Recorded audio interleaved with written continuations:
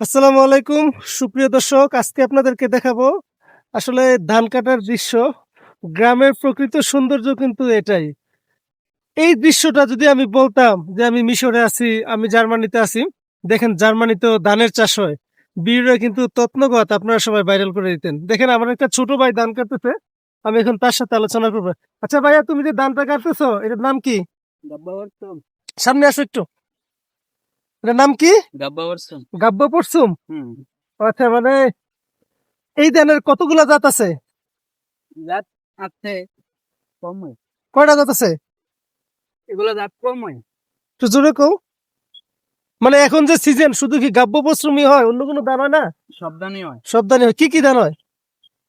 পরচম, তিলবাজাল, মনে করেন যে রোয়া, মালাইরি পরশুম, তিলবাজাল, রোয়া, মালাইরি সবই হয় কি জানি। সবই হয় না? হুম। দেখেন অসাধারণ দক্ষতা, মানে খুব সুন্দর করে কিন্তু ধানগুলা কাটতেছে।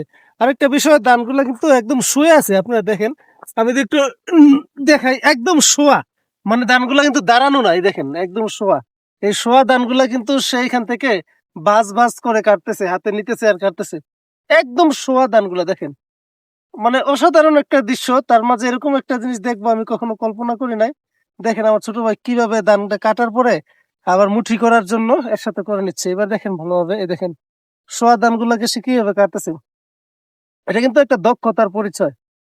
খুব সুন্দর লাগে, আমার কাছে এই সমস্ত দৃশ্যগুলো খুব ভালো লাগে।